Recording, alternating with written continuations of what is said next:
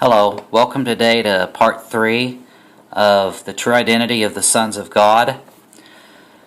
I'd like to cover another verse in relation to Job 38:7, actually several verses in chapter 5 of Revelation. I want to show from Revelation chapter 5 that angels do not sing. This is a possible chapter that could be twisted to use to try to prove that angels sing when in fact they do not. In Revelation chapter 5, around the throne of God, you have the 4 beasts, which I believe are the cherubim, and the 24 elders, which represent the church. Now, look at the song that they're singing. Okay, it's a song of redemption. And angels are not redeemed. Whenever they fell, they did not have a chance to come back. God did not send Jesus into the world to redeem angels. The song being sung says, "For thou wast slain and hast redeemed us to God by thy blood out of every kindred and tongue and people and nation, and hast made us unto our God kings and priests, and we shall reign on the earth." You see, this is promised to the sons of God. This is promised to saints. Whether that's Old Testament saints or New Testament. Angels will not reign. They are the servants of God and also of us, because we're one with Christ. We're in Him and He is in us. And it's not going to be an angel's position to reign. Let's look at Hebrews chapter 2, verse 5. Okay, it says, "For unto the angels hath He not put in subjection the world to come, whereof we speak." So you see, the angels are not going to rule the world. People are going to rule the world.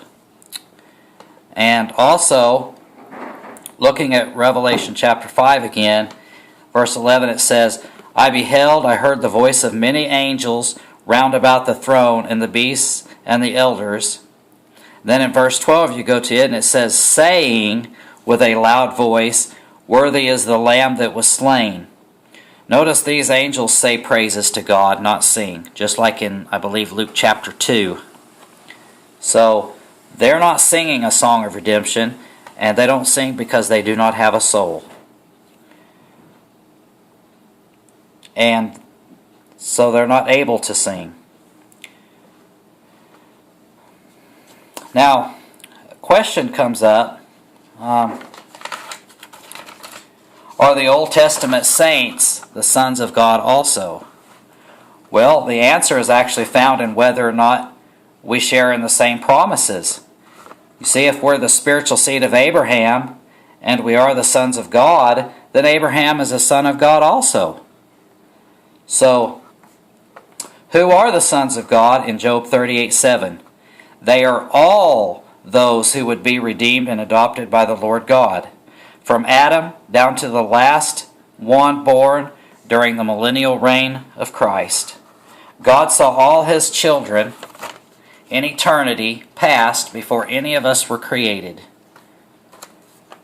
So,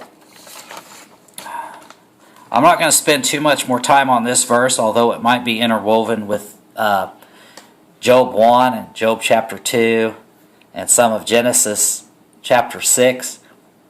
But some other topics that I'm going to be covering in future videos is one of the false teachings that's put out by Brian Denlinger, that all the women are going to be males in heaven, and they're going to be 33-year-old males. He gets that teaching from Peter Ruckman. And Peter Ruckman has to come up with stuff so he can sell books. So, if we're all going to end up being like angels in heaven, where we're angelic beings, then we're going to be severely downgraded, because angels are not one with Christ. We, people, are one with Christ. We are in Him and He is in us. You see, we have the Spirit of God in us. Angels are a spirit. They don't have a spirit, they are a spirit. There's some other false teaching that I'm going to be addressing in future videos. And also I want to be tackling the issue that involves when angels were created, when Satan and his third got booted out of heaven. And also I'm going to be talking about the mark of Cain. What was that?